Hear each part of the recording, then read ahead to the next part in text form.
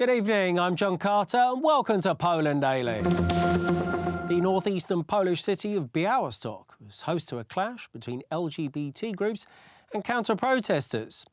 The opponents to the LGBT march organised their own protests alongside the route of the gay and lesbian parade. It is going to be a march of deviants who want to push their ideology on the whole society. In my opinion, it is a provocation. It is of great danger, first of all, to children. It is a duty of each normal person to come and protest what they are doing.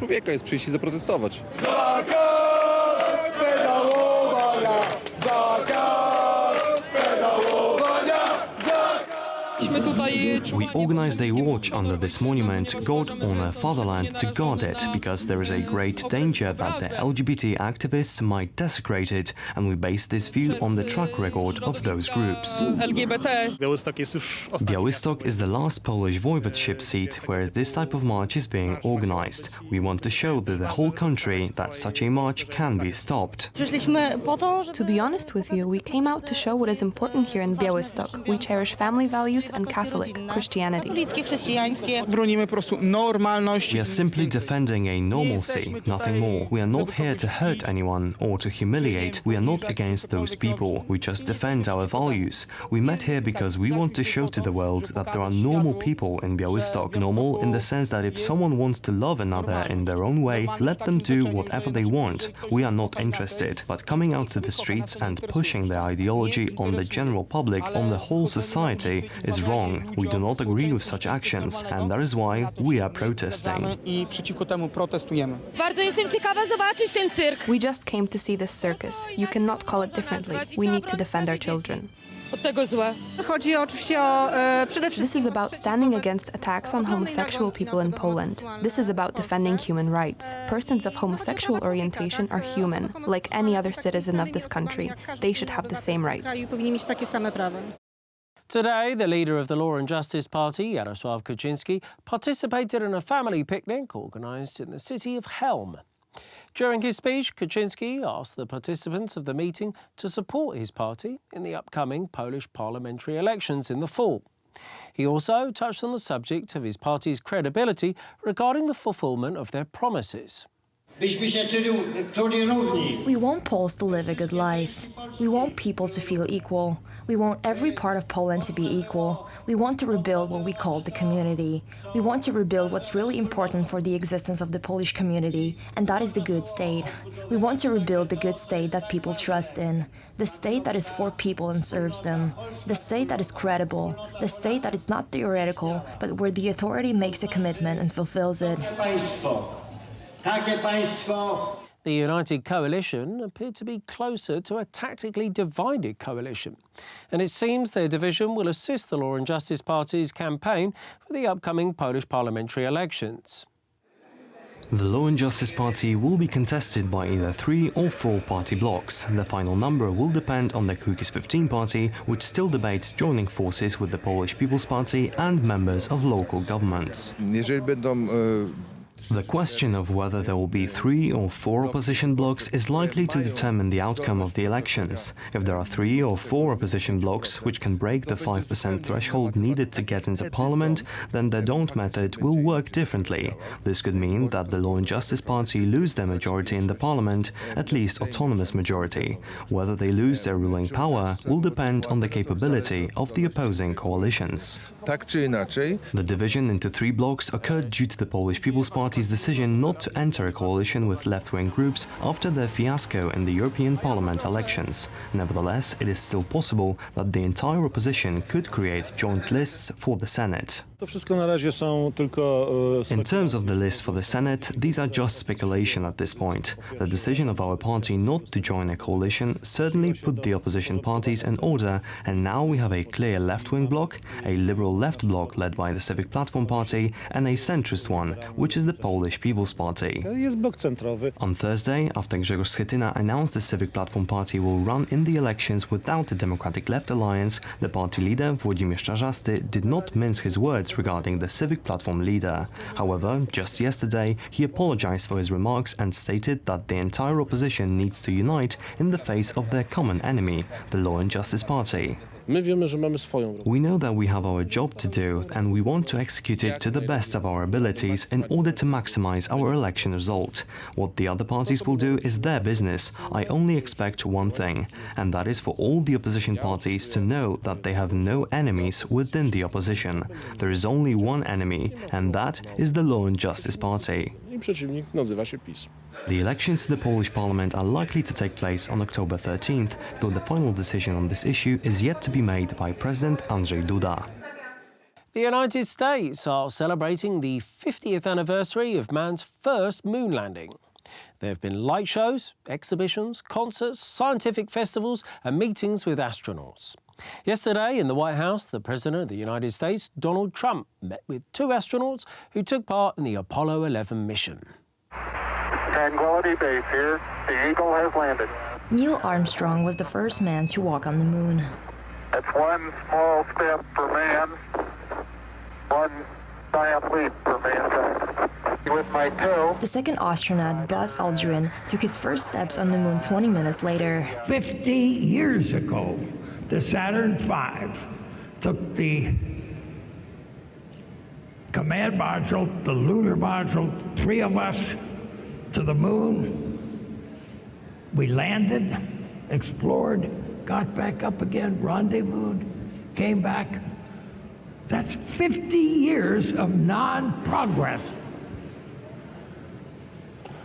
I think we all ought to be a little ashamed that we can't do better than that. The third participant of the Apollo 11 mission, Michael Collins, was waiting for Armstrong and Aldrin to come back safely. Felt the weight of the world on our shoulders. We knew that everyone would be looking at us, friend or foe, and we wanted to do the best we possibly could, put our best foot forward, and that required a great deal of work on our part, but not too much time left over for any of the things we might have more enjoyed. And that's how it happened.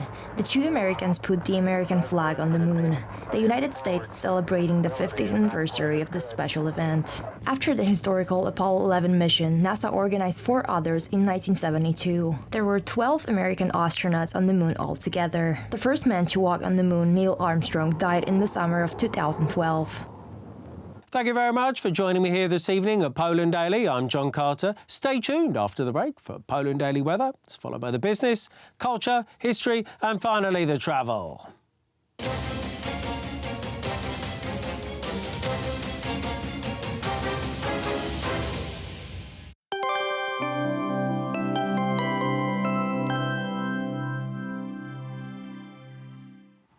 Good evening, welcome to Poland Daily Weather. I'm Polina Odorstein, and first let's check the forecast for tonight. So as we can see, the temperatures will vary from 14 degrees in Białystok and up to 17 degrees in Krakow, Katowice. Some fog will be appearing in the area of Zielona Góra, and showers are expected in the lower parts of the country around Rzeszów, Krakow, also in Lublin. In Warsaw we'll see 17 degrees and clear skies around Olsztyn and Gdańsk. Now let's check the forecast for tomorrow. So tomorrow, quite rainy and cloudy, as we can see some thunderstorms will be appearing in the lower parts of the country. 27 degrees will be the maximum in Krakow as well as in Katowice and Wrocław. 25 degrees will be seen in Warsaw and the minimum of 23 in Lublin, also in the northeast part of the country as well as around Olsztyn. This is all for now. Thank you and join us again for Poland Daily Business.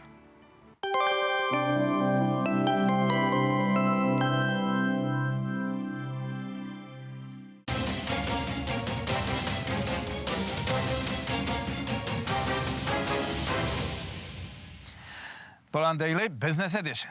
Tonight our guest is Marcin Roszkowski. Sir, welcome to the show. Thank you for having me. Let us look from the bird side to the Poland and Polish foreign and economical policy. Poland is involved in a project that is called 3 Seas Initiative. In fact, we together with Croatia, are drivers of this program. What are the aims here? The aim is to have an extra integration impulse in European Union, especially in the countries that had some experience with the former Soviet Union occupation. So the agenda for the Free Seas initiative is mainly infrastructure plus energy, but also on the level of political talks, on think tank cooperation and so on. Okay. Is there any real money to be made on this? As recently as on June, there is a development fund settled by the countries that are participating in this initiative. Of course, the next steps beyond the political talk have been made. So there is a fund being established as we speak to finance the infrastructure projects, also to develop cultural and social integration. But generally, the idea is to have a stronger bloc of nations cooperating within the European Union and bearing the benefits of its location. Central Europe has a wonderful interconnection between East and West. Also plays a larger part in the talks with United States and also with China. So generally, the perspective to have an extra development impulse is there.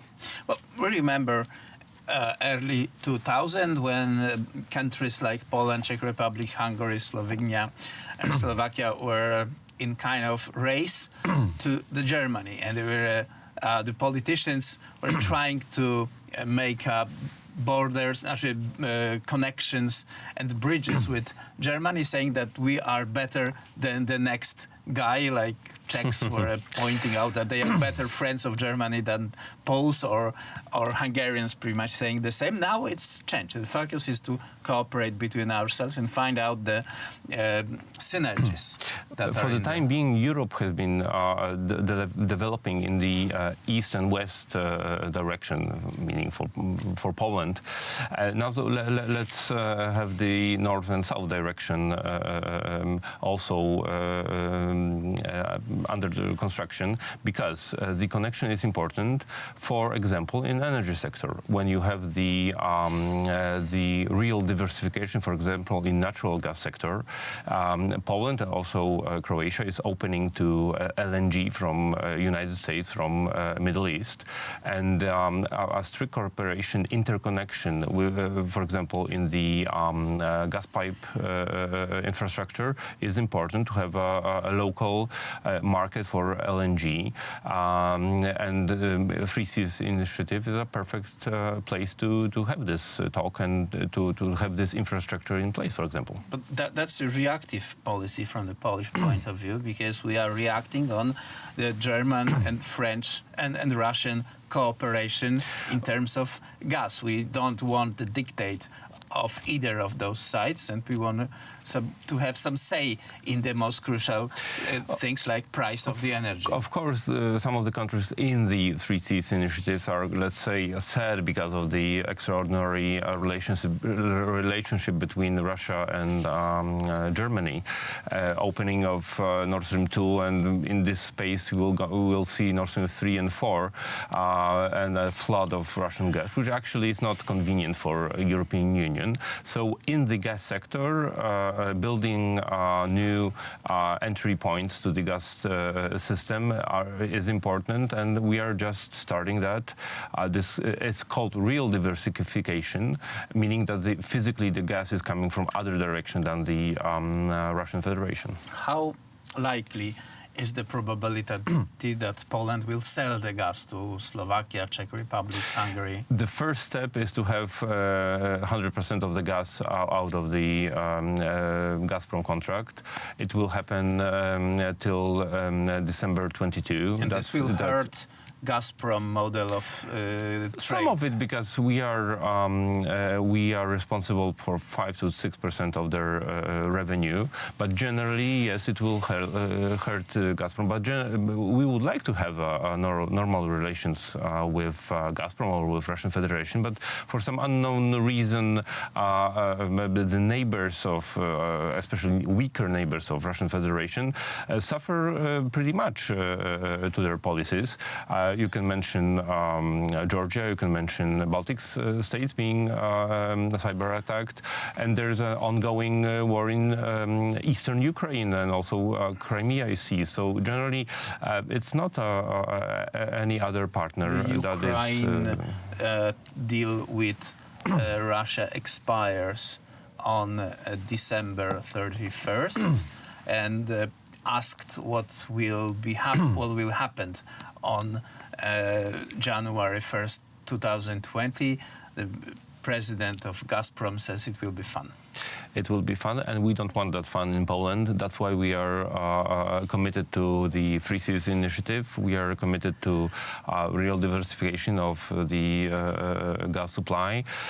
Gas is a tool of influencing and projecting Russian power, which actually is based on the infrastructure. If there's no infrastructure, you cannot supply the system with gas from other directions. So actually the fight is for the diversification, building new sites, building Baltic Pipe, also building the gas terminal in Świnoujście, extending it, and also building a LNG terminal on Kirk Island. Well, if you look at the balance sheet of this project, there is also a question how this will influence the end price of energy paid by local businesses and users. As we spoke with PGNiG, so the Polish gas utility, the prices will not rise.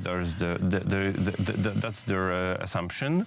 It has been repeated many times, so it will be based on the market price in Europe. So the competition in the gas market will be there, but please bear in mind that also the power projection of the Russian Federation has its cost, and if we must, try to fight it, because the countries in the Three Seas region that you have mentioned have this unique experience, historical experience of the Russian occupation.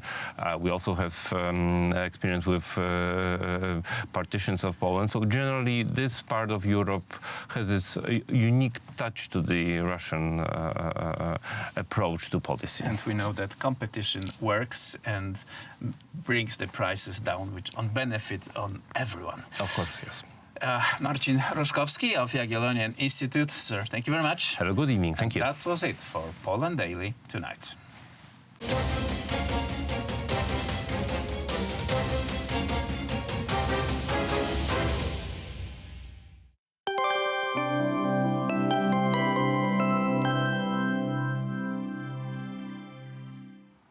Good evening and welcome again to Poland Daily Weather. Tomorrow in our country we are expecting temperatures up to 27 degrees in Krakow, in Katowice, as well as in Wrocław. 25 degrees will be seen in Warsaw, and the minimum of 23 in the eastern parts of the country, also around Olsztyn. And tomorrow, as we can see, quite a bit of showers will be appearing together with thunderstorms, so we have to be careful. The most sun will be seen around Lublin, Warsaw, Łódź, as well as in Białystok. Now let's see what will happen in Europe tomorrow. So again, nice and sunny in Lisbon, up to 30 degrees over there, 31 in Bratislava, 23 in Helsinki with a lot of sun as well. Quite a bit cooler in Dublin, 21 degrees, 27 will be seen in London, and 30 degrees in Paris, so very hot. Madrid will see 38 degrees tomorrow, and there will be thunderstorms as well. This is all for tonight. Thank you, and see you again tomorrow.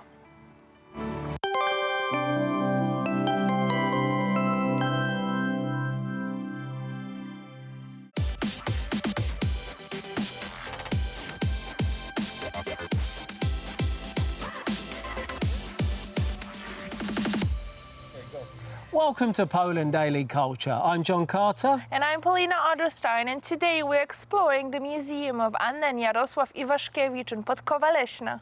They are one of Poland's greatest literary couples. So come and join us as we find out more about this literary couple. Welcome to Poland Daily Culture. On today's episode, we're at the Jarosław and Ania Iwaszkiewicz Museum. I'm joined by Miss Beata. Welcome to Poland Daily Culture. So, Miss Beata, if I could ask you first of all about Jarosław's writing career. Could you tell us, he had a very varied writing career. Maybe you could tell us a little more. Jarosław Iwaszkiewicz wiedział, że chce być twórcą. Nie od początku wiedział, że chce zostać pisarzem. Początkowo myślał o karierze. Jarosław Iwaszkiewicz always knew that he wanted to be a creator, though he did not know from the beginning that he wanted to be a writer. Initially, he thought about the career of a composer, pianist. After all, he was friends with Karol Szymanowski, one of the best-known Polish composers of the early 20th century. They spent many years together, but the writing prevailed. His first literary attempt took place in his childhood. He made his debut in 1918 with a volume of poems titled Oktostychy, which were written in the style of Young Poland, a modernist style which spanned through the end of the 19th and the beginning of the 20th century.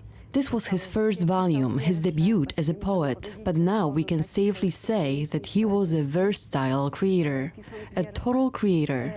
He wrote in virtually every literary style possible. He debuted as a poet. He wrote poems throughout his entire life.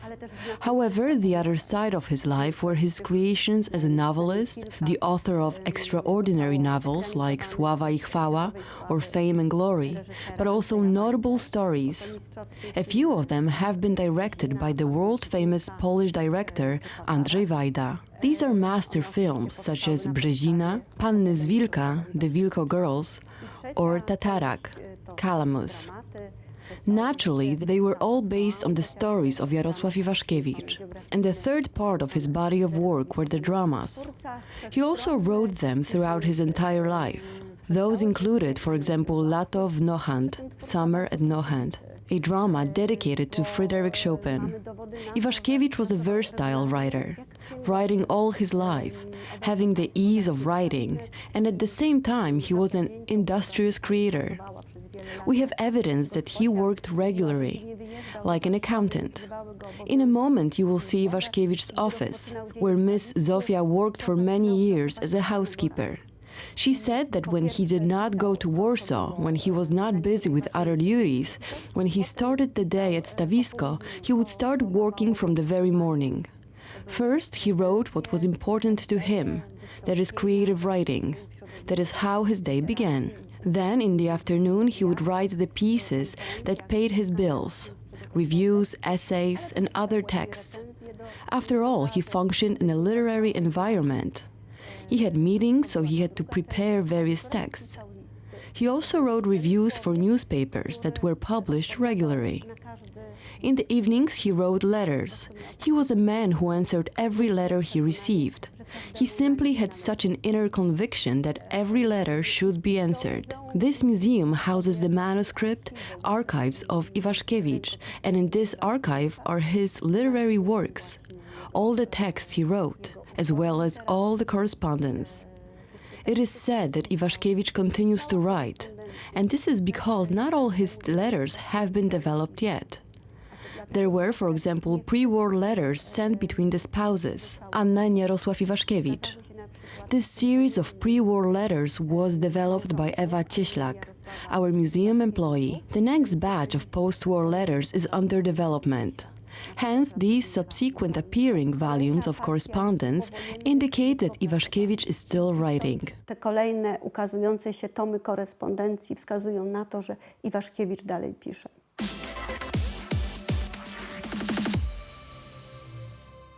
Stawisko is the name which Anna and Jarosław Iwaszkiewicz gave to the estate they received as a wedding gift from Anna's father, Stanisław Wilhelm Lilpop, in 1920.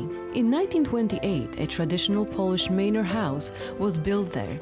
For over 50 years, it was their home and maintained its character as a literary and artistic center. Many people fell under the spell of its picturesque setting near beautiful woods. its tranquility, and indeed the unique atmosphere of the house itself. Many of the writer's best-known works were written there. During World War II, Stawisko became a place in which many refugees from Warsaw found shelter. The Museum of Anna and Jarosław Iwaszkiewicz was established there after the writer's death, in accordance with his will. Now I'm thinking about the effect that moving home and travelling had on Jarosław's career. Could you tell us a little something about where he went and what effect this had on his writing? Podróże były dla Iwaszkiewicza bardzo ważne. Starannie te podróże przygotowywał. Żyjąc w Polsce powojennej. The journeys were very important for Iwaszkiewicz. He prepared those very thoroughly. Living in post-war Poland behind the Iron Curtain, it was not easy to travel. It was not like you had a passport. You had to apply for a passport every time. So preparing the trip was a huge effort. But Iwaszkiewicz was very good at that. He was also skilled at this because in the interwar period, he worked in the diplomatic service, first in Copenhagen, then elsewhere in Denmark. He knew languages well, he traveled. Speaking about this interwar period, he traveled to Italy among others, where he went with Józef Reinfeldt, a writer and painter who then showed Iwaszkiewicz how to look at the art of antiquity. The trips to Italy were present throughout Iwaszkiewicz's entire life. In the post-war period, he would visit Italy regularly. He would usually stay in Venice, Rome, Palermo, on Sicily. He liked to spend Easter in Italy. Often, in his stories, there is a motive that he was in Italy in the rainy days of March. That was springtime when there were not many tourists in Italy.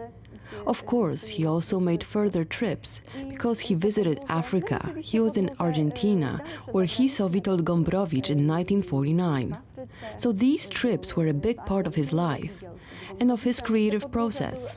Furthermore, they functioned in such a way that if he was leaving, then this distance from home allowed him to see Stawisko, his life in his hometown, or the work he was doing for what it was, with a certain perspective. A lot of his works were signed with the names of various European cities. He spent his time at the hotel writing. Spędzał ten czas w hotelu pisząc, mówiąc krótko.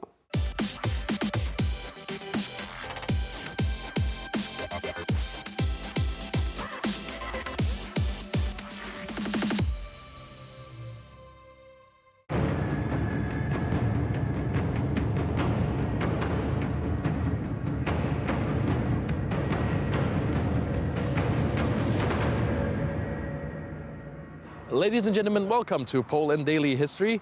On June 28th this year, Poland celebrated the 100th anniversary of the signing of the Versailles Treaty. The Versailles Treaty forced Germany to allow a Polish state to be reborn, as well as respecting its western border. An accomplishment largely owed to the famous pianist Ignacy Paderewski. Today we will be speaking to the historian Dr. Krzysztof Jabłonka about the background, the implementation, and the importance of the Versailles Treaty. So we are on the conversation about the Versailles Treaty, and I was wondering how the great powers at the time intended to safeguard the provision of said treaty, and when and how did the treaty stop working? Traktat wersalski w początkowej swojej fazie. At first, the Versailles Treaty seemed to be a perfect tool to build lasting peace in the world. Let us remember that the treaty is also called the Conditions of Peace. It refers not only to those dictated to the Germans, but also to the foundation of the League of Nations. One of the conditions of peace was the settlement of all disputes through political and diplomatic negotiations, not by war. It has a wider framework than a normal treaty between countries. It is international. Everyone who signed it became signatories of a new, previously unknown in Europe, League of Nations, an international forum to ensure peace, which was defined as the good of all nations. The treaty protected the the world from the outbreak of war as long as it was respected and treated seriously. Initially, the text was translated into every possible language to ensure everybody could read it. I also have the original French text with a Polish translation. Every point and every paragraph are very detailed and precise, therefore possible to perform. However, there was a very dangerous path to dismantle the treaty from the inside. This was to convince the public opinion, therefore the politicians, and then the international opinion, that the treaty is too harsh towards Germany and should be eased. They argued that everyone was responsible for the war and wanted to obtain the same rights as other countries. These actions began to take effect.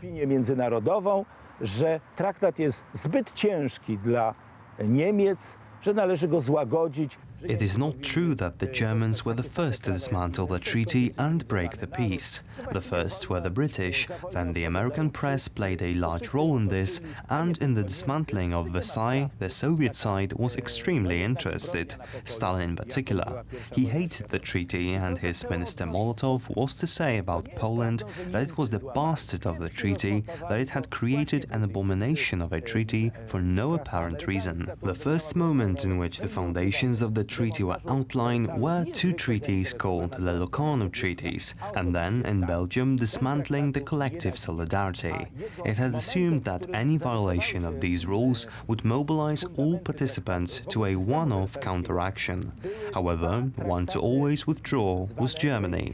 They did indeed attempt to violate this, however the attitude of all countries toward them caused Germany to begin paying reparations and retreating from territories which were unrightfully claimed. In Locarno, however, the responsibility for two geographical locations was established. The Germans cleverly played out the doubts for their total submission to the Western states. For instance, the promise of invariability of borders in the West, which included Rhineland, Belgium, the independence of Luxembourg, which Germany wanted to incorporate into the Great Reich. They were granted consent to alter the borders in the east. The western borders were to remain unchanged. This is when terror struck Poland and Czechoslovakia. These countries had to defend their independence. The Poles quickly counteracted this situation and signed a non-aggression pact with Russia and later with Germany. Czechoslovakia, however, found itself in a much worse position. A więc na Renie z Belgią, niepodległość Luksemburga, który przecież Niemcy chciały wcielić do Wielkiej Rzeszy. The first order of business was merging with Austria. After this, the Czech Republic was surrounded from every possible side. Only Slovakia remained beyond the reach of the Germans. It was then that Slovakia was persuaded to fight for its independence. The part of the Czech Republic, which was mostly inhabited by Germans, was so subdued that they broke the Versailles Treaty, demanding sovereignty. Then the tragedy of Czechoslovakia began, from disrespecting the treaty. Much earlier, the entry and militarization of Rhineland, which was to be completely demilitarized for 50 years, and the German army were not to approach their borders by 60 kilometers, caused the Germans to return to this area. Z wszystkich trzech możliwych stron. Jedynie Słowacja była poza zasięgiem Niemców. Ale z tą sobie poradzono. The lack of reaction of France and England caused Hitler's party to revolt, and this was the direct correlation to leading the Germans to a revenge war, not only with Poland, but also with the West. This ended with a tragedy 4 times greater than the First World War. It became a Second World War instead of the peace that the treaty was meant to provide. The treaty was not responsible for the war breaking out, but its dismantling and lowering its value. If we do not respect the established laws, we can expect lawlessness that we could have never imagined. To możemy doczekać się bezprawia, którego byśmy sobie nie życzyli. As the Versailles Treaty faltered and Adolf Hitler came to power in Germany in 1933, Poland quickly realized that his aggressive rhetoric was bound to soon be translated into official state policy. Next up, we will ask Dr. Jabłonka about the countermeasures Poland planned to take against German aggression. So when Poland noticed that Germany is attempting to break the Versailles Treaty, they decided to plan a preemptive war against Germany. And I was wondering what the plan looks like and how did it go about? Ważną rzeczą było pilnowanie. It was crucial to make sure that the revanchist movement in Germany did not reach power.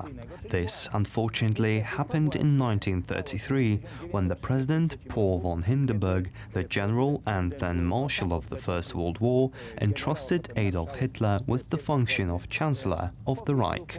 At this point, the Poles questioned the French whether they are ready for a preventive strike that would destroy this arrangement and would restore this relatively democratic Weimar Republic. Unfortunately, they were met with the lack of an unambiguous answer. The procrastination of France, who at the time was observing the United Kingdom, whose answers were also divided, allowed the Poles to realize that the Allies would rather allow for Germany to have its way with Poland. They then made a quick decision to sign a non-aggression treaty with Germany, who would then go on to break it in 1939. It seemed that the Poles were in a secure situation, but Piłsudski's policy outlined equal distances between Moscow and Berlin and to not join with one against the other. Poland could have gained a lot by choosing one of these sides, but the Poles did not want to join either. As a result of this, both sides decided to work with one another and attacked Poland. Między sobą i zmiażdżyły Polskę.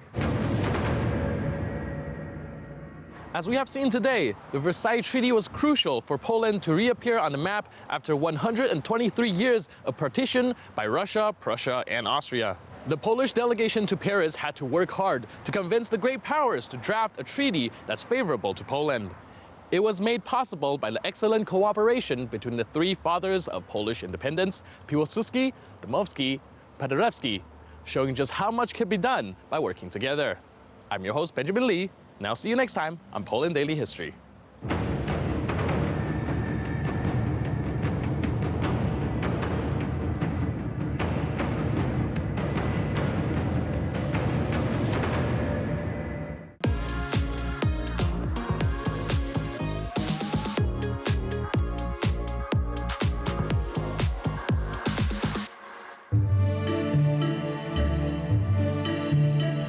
Hello and welcome to Poland Daily Travel.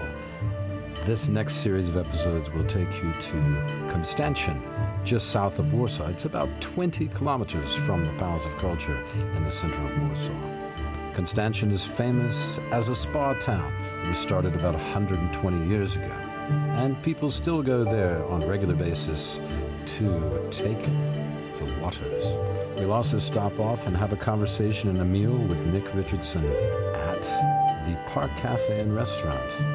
This is one of the fine outdoor eating experiences you can have in the whole area of Warsaw. The Kolczynski family always makes everyone feel welcome. So enjoy the weather, and we hope you enjoy the conversation. Stay tuned for Poland Daily Travel in the beautiful garden suburb of Konstancin, outside of Warsaw. We sure do appreciate you watching. If you really like what you're seeing, why not subscribe? It only takes you just a second. It's a small moment for you, and it means a lot to us. So keep watching Poland Daily Travel. Tell your friends. We'll see you next time. This is Will, signing off. If I'm talking nonsense, put some comments after this show if you don't think that's true. No, for once you're actually not talking nonsense. You think it's the one time I'm not being stupid? It's a rare moment, yes, a rare moment of clarity. It's unusual, yeah. Good Lord, it must be this good Sauvignon Blanc. The Sauvignon Blanc is clearly stimulating the grey cells. No, this is non-alcoholic Sauvignon. Because you can also travel within your own country as well. I mean, there are a lot of parts of the UK I've never been to. Well, yeah. I mean, I lived there almost 10 years. And that is a point. I didn't go everywhere. No, I've not even been to most places. Have you been to Cornwall? I have been to Cornwall. We had found holidays there when we were children. Oh, beautiful. Also very beautiful in England is the Northumbrian coast. Oh, wow. Up in the northeast. That's quite spectacular. I mean, the sea's a bit chilly. Yes, I mean, Northumbria is amazing. But the coastline is fantastic. And some lovely places, Bamborough, Holy Island, Lindisfarne. The Farne Islands. I've been there. I really immense. Roman Polanski made a film there. Did you know it? I didn't. Name that film. Can you? I can't. It was produced by Gene Gutowski the great Polish producer. He was late in grade. He died a few years ago, 3 years ago, I think, age of 90-something. And he produced, it was a film called Cul-de-sac. Cul-de-sac? Yeah, and it was filmed in Lindisfarne. And boy, it's a really interesting film. It's a second of his trilogy he made in the UK. There was Repulsion with Catherine Deneuve that made her a star, and Francois Dauriac is in it, her sister. And then there was Cul-de-sac with Donald Pleasance, a name from the past, but he used to play. Yeah, he's British, but he used to play the villain in a lot of things. Well, he's certainly the villain in You Only Live Twice. Yes, that's he played correct. Blofeld. That's correct. And the one in the for those watching, the one in the volcano. That's right. Yeah. Yes. And he was also in The Great Escape, which is relevant because the camp. He's in The Great Escape. He's the guy who can't see very well. Yes, because the camp, of course, is where they. He's the one who's doing all the forging. Yes, he's the forger, right? Yeah, but the camp is actually in Poland. The camp is in Poland. That's right. It was near Poznan, and it was a real place. It was a real place. You can go and see it even today. It's really funny that people, how many stars in Hollywood are of Polish descent, if you start to look it up, and also, and that's traditionally as well as now, including somebody like Woody Allen, who's part Polish, but Mel Brooks, part Polish. Mel Brooks.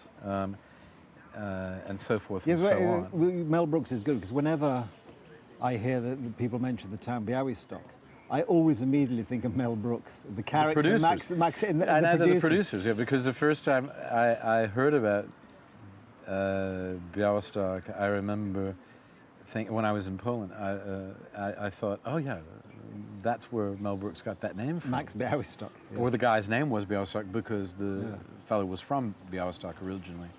You know, it was Zero Mostel actually in the film.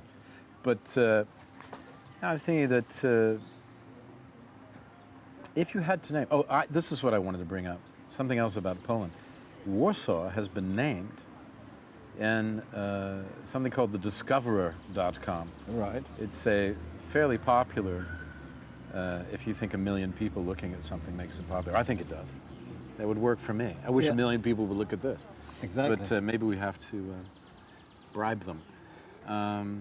No, they just have to learn what is good television. They have to learn what's good, like the food at the Park Cafe. But Warsaw is now, according to them, one of the top 10 cities for expats. And I think it's high time that somebody saw that because you have everything here. It's certainly improved dramatically over the last few years. In the last 10 years, it's night and day, really.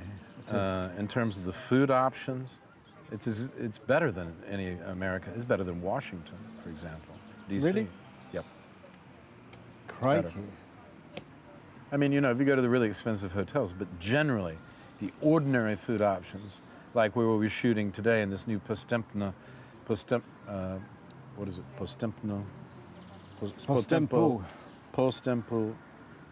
Yep. Yeah. This new sort of food place with the axe throwing, which was fantastic. I love those guys. Because you must have had a lot of that in North America. You must have been a natural. Well, no, I felt, thrower. I know. It's like Daniel Boone or some Indian or something like that. Name one. That was a really interesting place, and it's hard to get things like that.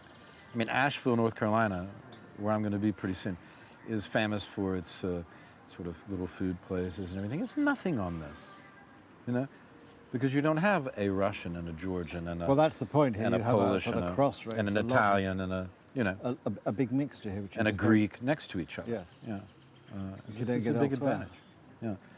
And of course, other cities, well, you probably get that in London, but of course, London is very built up and developed, so the sort of areas like the sort of physical locations like Postempo 5 have been developed long ago, and there isn't the physical space anymore. Yeah. And like if you go down by the river bank in Warsaw, the new embankment, it's lovely, and across to the other side, it's still wild.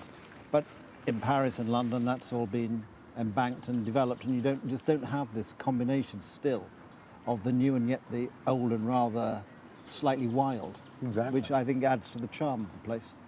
Hey, what can we leave the people with? Let's leave them with a summer suggestion. Have you got a top 4 or 5 things to do here in the summer? in Poland? Well, I think they're going to be watching this beginning of July. Yeah, beginning of July. Yes. Yeah. Well, I think it's certainly worth going down by the river, and if you're in Warsaw, going down the river by in the road. Warsaw. Okay. The river in Warsaw. That's one of yours. Yeah. The Lake District is very attractive. The Lake District, Missouri. Yes. Varmia. Yeah. And although the Baltic is not the world's most comfortable sea in which to swim, if you go onto the Hel Peninsula, you have this marvelous. You have the lagoon at one side and the sea at the other side. Yeah. You look at it, the sand is white. It's beautiful. And the greenery is national and you reserve. Can walk a long way. Yes, and you can cycle, a lovely cycle path along there as well. Yeah. And it could be you could be in a James Bond film, except the water is not turquoise and it's actually very cold. But apart from that, Poland still has these sort of rather unspoilt places, which is rather nice. It really does. And they're not overbuilt. That is true, yeah. And still human scale. They're not like some of the things in America are so huge and so you're right. It's still human scale. Yeah. And then some of the buildings, some of the history, some of the little towns are very interesting as well. Yeah, you can almost like Lance Corona, for example, is a town I rolled up in. Get in your car. I encourage people, get in your car, come to Poland. When you're here, if you're not an absolute culture vulture who really craves museums, and you're that kind of person, then there's plenty for you here. Yeah. But if you're not that kind of person, you can do a lot worse than to just get in the car and drive. Exactly. And you really keep your eyes open, for example, stay off the fast roads, stay on the small roads. This made it appeal to everybody. Last Friday, we were driving down to Przemysl and we just stopped off at a little palace, just have a tiny little palace. But the exciting thing was, or I found it quite exciting, we had lunch and we had bison steak. Yeah. I couldn't agree more. I love those things. You're not going to get bison steak everywhere because they had a little herd of bison in an adjacent field. But apart from I posted this particular thing on Facebook and I got some comments saying, "Oh, I thought they were protected. How could you eat it?" Well, I could eat it because it's actually very tasty meat, so well worth eating. So, bison's very good. Yeah. Very good. So all these sort of little things you just don't get. We're at the sort of, I'm sure in 10, 20 years' time, a lot of this will disappear as it disappeared elsewhere in Europe. Yes. It'll get developed. Yes. The farmers will start covering their land in industrial type chemicals.